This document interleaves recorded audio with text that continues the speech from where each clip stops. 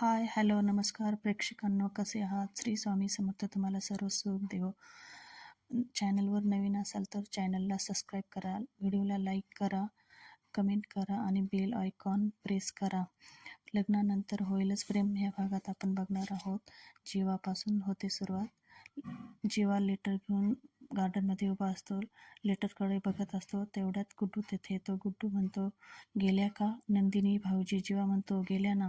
जीवा गुड्डूला म्हणतो, कुठं गेला होतास? गुड्डू म्हणतो, हमारा पार्सल आया था ना, वही लेने गया था. जीवा म्हणतो, ती मला बडबड करून गेलीस म्हणून तू माझ्यासाठी दारू घेऊन आलास ना. पण मी अजिबात दारू पिणार नाही. बघू कुठली आणली आहे. आणि जेव्हा पिशवीत हात घालतो त्याला काहीतरी टोचतं. जेव्हा गुड्डू म्हणतो, क्या हुआ? चाटा टोचला? जेव्हा म्हणतो, अरे काटा टोचला म्हणतात त्याला. काय आणलं आहे? गुड्डू म्हणतो, कोंबळी. जीवा म्हणतो, फ्रान्स कोळंबी झिंगा. जीवा म्हणतो, गुड्ड्या इकडे तुझ्या हातची कोळंबी सगळ्यात आधी मीच खाणार. आता बायकोसाठी काही पण नाही तर बायकोसाठी वेडे पण. दुसऱ्या सीनमध्ये मालिनी देवापुढे आरती करत असते. तेवढ्यात पार्थचा व्हिडिओ कॉल येतो. मालिनी म्हणते, बोल पार्थ, काय झालं? पार्थ म्हणतो, काय सांगू? मालिनी म्हणते, जे झालं ते सांग. चेहरा का पडलाय तुझा? पार्थ म्हणतो, मागच्या वेळेस अवॉर्ड मला मिळालं. ह्या वर्षी नॉमिनेशन लिस्टमध्ये माझं नाव होतं. मला वाटलं अवॉर्ड मला मिळेल. टॉप 30मधून टॉप 20मध्ये येईल. पण मालिनी म्हणते, पण काय? बोल ना पार्थ. नाही मिळालं का अवॉर्ड? मालिनी म्हणते, ठीक आहे ना, एवढं काय? तू उगाच हिरमसून जाऊ नको. हे बघ पार्थ, एक गोष्ट लक्षात ठेव. ज्या परिस्थितीत तुझं लग्न झालं त्यानंतर एवढा मोठा ॲक्सिडेंट झाला, एवढं सगळं होऊन सुद्धा तू उत्तम करतोयस आणि हे सगळं त्यांना कसं माहिती असेल? त्यामुळे तू सोडून दे. तू नको विचार करू. आणि पार्थ हसतो. मालिनी म्हणते, तू हसतोस का पार्थ? कारण मी तुला फसवले. आणि अवॉर्ड दाखवतो आणि म्हणतो, हे बघ आई, अवॉर्ड मिळाले. मालिनी खूप खुश होते. खरंच पार्थ, म्हणजे तू ना फसवलं मला. ये घरी, तुला फटके देते बघ. नाही देत आणि फ्लाइंग किस करते ती. तिकडनं पार्थ पण फ्लाइंग किस करतो. मालिनी म्हणते, कॉंग्रॅच्युलेशन. काय रे मेल्या, चल. म्हणजे माझी प्रार्थना काव्याच्या शुभेच्छा दोन्ही फळाला आल्या. मालिनी म्हणते, विक्रमला केवढा आनंद होईल. तू करून दाखवलं पार्थ. पार्थ म्हणतो, त्याचं काय? त्यांच्याकडे 6 ट्रॉफी आहे. मालिनी म्हणते, त्यांच्याकडे 6 आहे तर तू 8 मिळवशील. चल, आता देवापुढे साखर ठेवते. पार्थ, दुपारी जेवायला तुझ्यासाठी चमचमीत काहीतरी करते. तुला काय हवंय ते सांग. पार्थ म्हणतो, लंच नंतर बघूया, कारण आता मला फारच काम आहे. रात्री आल्यावर सेलिब्रेट करूया आपण. मालिनी म्हणते, बरं, लवकर ये पण. आणि फोन ठेवतात. पार्थ अवॉर्ड हातात घेतो. पार्थ म्हणतो, मला अवॉर्ड मिळणारच हे कॉन्फिडन्सशी सांगणाऱ्या पहिल्या काव्या होतात. आणि त्याला आठवतं, काव्या बसलेली असते आणि अवॉर्ड घेऊन. यावर्षीचा अवॉर्ड मला मिळेल का? काव्या म्हणते, का नाही मिळणार? पार्थ आश्चर्यचकित होऊन तिच्याकडे बघतो. ती त्याच्या रूमच्या खिडकीत बसलेली असते. काव्या म्हणते, अवॉर्ड तर 100% मिळणार. ते आमच्या बोक्यालाच मिळणार. पार्थ काव्याजवळ जातो आणि म्हणतो, हे बघा तुम्ही. तितक्यात काव्या म्हणते, तुम्ही मला काही बोलू शकत नाही. हा देशमुख, मी एकही नेम मोडलेला नाही. आपलं काय ठरलंय? मी खोलीत यायचं नाही. पण मी खोलीत न येता मी खिडकीत बसू शकते ना. आणि कसंय ना बोकुडे, आपण काळ्याकुट्ट अंधारात जेव्हा आपल्याला काहीच दिसत नाही तेव्हा एक व्यक्ती आपल्यासाठी दिवा घेऊन उभी असते. आता आपण ठरवायचं, अंधारात कुठे जगायचं की काजवा बनून उडायचं. पार्थ म्हणतो, नक्की म्हणायचं तुम्हाला काय? काव्या म्हणते, न लढता हरायचं नसतं, न चालता मागे फिरायचं नसतं. अभ्यास केला होता ना, पेपर दिला होता ना, मग भीतीने मरत बसायचं की पाठ थोपटून हसायचं, हे तुम्हीच ठरवा बोकोडी. पार्थ म्हणतो, तुम्हाला खरंच असं वाटतं यावर्षीचा अवॉर्ड मलाच मिळेल? काव्या म्हणते, देशमुख, तुम्हाला जर हे अवॉर्ड नाही मिळालं तर ह्या जगात कोणाला काही मिळणं न मिळणं यावरचा माझा विश्वास उडून जाईल. खरंच तुम्हाला माहीत नसेल कदाचित, पण तुम्ही माझे इन्स्पिरेशन आहात. देशमुख. पार्थ म्हणतो, खोटं बोलतायत तुम्ही. काव्या म्हणते, माझं खोटं बोलण्याचे दिवस गेले. आता मी जे काही बोलते ना ते अगदी नितळ आणि निखळ खरंच. तुम्हाला सांगू, मला कधी अभ्यास करून कंटाळा आला, खूप प्रश्न पडले, मला अगदी नको नको झाला ना अभ्यास, तेव्हा तुमच्याकडे बघायचे. माझ्या डोक्यात एकच विचार यायचा की हा माणूस थकत कसा नाही? ह्या माणसाला एका जागी स्वस्त बसताच येत नाही का? ह्या माणसाला कधी धापच लागत नाही का? याचं कारण माहिती आहे? तुमचं तुमच्या कामावर असलेलं नितांत प्रेम. जसं जसं एखाद्या मुलीच्या मुलाच्या त्याच्या प्रेयसीवर असतं. एखाद्या कवितावर जेवढं भरभरून बोलतो शकतो ना, तेवढे भरभरून तुम्ही तो एका गोष्टीबद्दल बोलू शकता. ती गोष्ट कुठली? दगड, माती, विटा, तुमचा ब्लू फ्रेंड. जितक्या असोसिएशन लाखो रुपये खर्च करून फेमस डेस्टिनेशन बघायला जातात, साईड इन्फेक्शन करताना तुमचा तोच उत्साह असतो पार्थ. बघितलाय ना मी.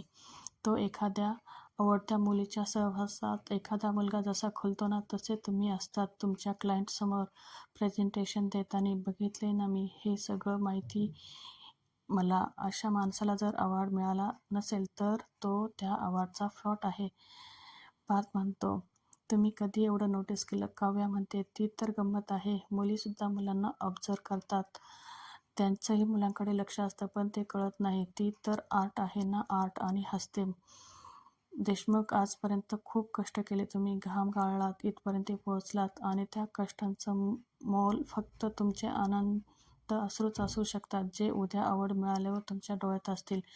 देशमुख, म्हणूनच सांगते, उद्याची पहाट तुमची, उद्याचा सूर्य तुमचा आहे. पार्थच्या डोळ्यात पाणी येतं. काव्या ती पुसायला जाते, पण लगेच हात मागे घेते आणि तिथून निघून जाते. पार्थ काव्या बसलेल्या जागेवर हात ठेवतो. दुसऱ्या सीनमध्ये काव्या धावत येते आणि म्हणते, आई चहा. तर मालिनी, काव्या, चहा नाही, तुझ्या बोक्याला अवॉर्ड मिळालं. काव्या म्हणते, काय म्हणालात? मालिनी म्हणते, त्याला अवॉर्ड्स मिळाले. आत्ताच त्याचा व्हिडिओ कॉल आला होता. आणि काव्या आईला मिठी मारते आणि गोल गोल फिरून आनंद व्यक्त करते. म्हणजे माझा टॉप 30मध्ये असणारा बोका टॉप 20मध्ये आला. दोघी खूप खुश होतात. काव्या तिच्या बोक्याला उचलते आणि म्हणते, बोकुडी, कळलं का तुला? आपल्या बोक्याला अवॉर्ड मिळालं. तेवढ्यात तेथे रम्या येते. मामी, मामी, कळलं का तुला? पार्थला अवॉर्ड मिळालं. मालिनी म्हणते, हो, त्याचा फोन आला होता. रम्या म्हणते, ग्रेट. आज ना मी त्याला लंचला बाहेर घेऊन जाणार आहे. त्याला माझ्याकडून पार्टी देणार. मस्त एन्जॉय करू आम्ही. काव्या हसते. रम्या म्हणते, हसायला काय झालं? काव्या म्हणते, काही नाही. म्हणजे पार्थला जर बाहेर जेवायला जायचं असेल तर ते तुझ्याबरोबर का येतील? आईबरोबर जातील ना. ते तुझ्यासोबत वेळ का घालवतील? रम्या म्हणते, हे बघ, माझ्यासोबत वेळ घालवलाय म्हणून त्याला हे अवॉर्ड मिळाले. कळलं ना तुला? तुझ्या ह्या फडतूस बोक्यामुळे नाही. आणि अनेक प्रोजेक्ट्सवर आम्ही एकत्र काम केले, मेहनत केली, म्हणून त्याला हे अवॉर्ड मिळाले. आणि मीडियासमोर आज हे सगळं सांगेल. मालिनी म्हणते, मीडिया? तेथे वसू आत्या येतात आणि म्हणतात, रम्या, चल ना निघूया. मीडियाचे लोक ऑफिसमध्ये पोहोचले सुद्धा असतील. आणि काय आहे ना, मला आज ऑफिसला यावंच लागेल. विक्रम नाही आहे ना इंडियामध्ये, आणि तुला सुद्धा यावंच लागणार आहे ऑफिसला, कारण पार्थच्या यशामध्ये तुझे पण खूप मोठे योगदान आहे, हो की नाही? चल निघूया. आणि दोघी मालिनीकडे आणि काव्याकडे तिरकस नजरेने बघून निघतात. दुसऱ्या सीनमध्ये नंदिनीच्या ऑफिसमध्ये बायका आलेल्या असतात. त्यातली एक जण म्हणते, नंदिनी, ही आपल्या आनंद निवासच्या अकाउंटची फाईल आहे. आपले फंड संपले आहे. नंदिनी म्हणते, फंड संपले? अगं, असं कसं होईल? मार्च एंडपर्यंत होते ना. एक जण, हो, पण त्या साने आहे ना, त्यांना अर्जंट हॉस्पिटलमध्ये ॲडमिट करावं लागलं. त्यांच्या गुडघ्याचं ऑपरेशन होतं. शिवाय तू काढलेली मेडिकल पॉलिसीसुद्धा एका आठवड्यापूर्वीच संपली. त्यामुळे फंडातले पैसे खर्च करावे लागले. आणि हो, तो केतन आहे ना, 12 वर्षाचा मुलगा, सायन्स एक्झिबिशनमध्ये त्याचे मॉडेल पहिलं आलं. त्यामुळे शेवटच्या फेरीसाठी मला त्याला दिल्लीला पाठवावं लागलं आणि त्याच्याबरोबर स्टाफचा एक माणूसही पाठवावा लागला. त्यामुळे दोघांचा खर्च. नंदिनी म्हणते, ठीक आहे ना. सॉरी ग, खूप दिवसांनी मी इथे आले ना, त्याच्यामुळे ह्या सर्व गोष्टींचा अपडेट्स नाही माझ्याजवळ. खूप दिवसांनी आले, म्हणजे 15-16 डिसेंबर. आणि ती गप्प होते. त्यातली एक जण म्हणते, इट्स ओके, 16 डिसेंबर नंतर तू कशातून जाते त्याची कल्पना आहे मला. एक दुसरी जण म्हणते, पण आत्ता ते आठवू नका ना. जीवा दादा जे ब्लॉग्स बनवतात ती बघून मी तर एकदम फ्लॅट झाले आहे. दुसरी म्हणते, आणि हो, ते आंघोळीचा व्हिडिओ. आणि हसतात सगळेजण. नंदिनी त्यांच्याकडे रागाने बघते आणि म्हणते, जीवा दादांच्यावर चर्चा करण्यापेक्षा काम नाही आहे का तुमच्याकडे? चला, आपापली कामं करा. सगळ्या जातात, पण एक जण थांबते आणि हसते. नंदिनी म्हणते, तू का थांबलीस? तू का नाही गेलीस? ती म्हणते, अगं, तुझा राग शांत न करता गेले तर मला कामात चैन पडायचं नाही, मन लागणार नाही. हे बघ, पाणी पी, नंदिनीला म्हणते. नंदिनी म्हणते, सॉरी, माझी चिडचिड झाली. ती म्हणते, ठीक आहे ना ताई, आम्ही फक्त व्हिडिओमधून बघतो, पण तुला तर रोजच निभवायचं असतं. नंदिनी मध्येच विषय कट करते आणि म्हणते, तुझ्या लग्नाची तयारी कशी सुरू आहे? ती म्हणते, कालच लग्नाचा बस्तर केला, पुढच्या आठवड्यात लग्न आहे. नंदिनी म्हणते, अरे वा, काहीही लागलं तरी मला हक्काने सांगायचे, संकोच करू नकोस. ती म्हणते, सांगू?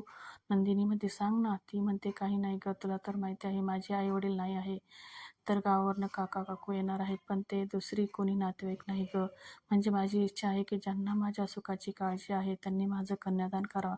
तू आणि जीवा दादा माझे कन्यादान करशाल का? माझ्या लग्नामध्ये जोडी